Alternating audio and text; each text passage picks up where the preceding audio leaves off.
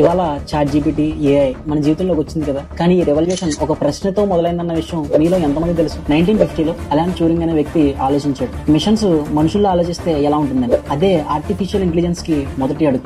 దాదాపు 50 సంవత్సరాల పాటు ప్రోగ్రెస్ స్లోగానే నడిచింది. ఎందుకంటే కంప్యూటర్స్ వీక్, డేటా ఆల్మోస్ట్ లేదు. 2000 తర్వాత ఇంటర్నెట్ బూమ్ అయింది. ప్రతి సెకండ్ లో డేటా వేలల్లో పెరగటం మొదలైంది. అది ఏఐకి ఫ్యూయల్ గా పనిచేసింది. 2015లో ట్రాన్స్ఫార్మర్ మోడల్ అనే బ్రేక్ త్రూ వచ్చింది. దాంతో మిషన్స్ ఫస్ట్ టైం లాంగ్వేజ్ ని డీప్ గా అర్థం చేసుకోవడం స్టార్ట్ చేశాయి. ఓపెన్ ఏఐ అనే ఐడియా మీద బిల్డ్ చేసి 2022లో చాట్ జీపీటీ లాంచ్ అయింది. ఇది కాంటెక్స్ట్, ప్యాటర్న్స్, మీనింగ్ అన్ని కూడా అనలైజ్ చేస్తుంది. ఇకపోతే కోడింగ్, రైటింగ్, లెర్నింగ్, బిజినెస్ ఇలా ఏ పనికైనా సరే ఏఐ ఒక పవర్ఫుల్ టూల్ గా పనిచేస్తుంది. ఏఐ మనల్ని రిప్లేస్ చేయడానికి కాదు, మన వర్క్ ని స్మార్ట్ గా, ఫాస్టర్ గా చేయడానికి మాత్రమే వచ్చింది. ఈ రెవల్యూషన్ దశాబ్దాల రీసెర్చ్ వల్ల పాసిబుల్ అయింది. ఈసారి ఎప్పుడైనా ఏఐ యూజ్ చేస్తుంటే ఈ స్టోరీ గుర్తుపెట్టు. మీ ఫేవరెట్ ఏఐ టూల్ ని కింద కామెంట్ లో చెప్పండి. And thank you for watching.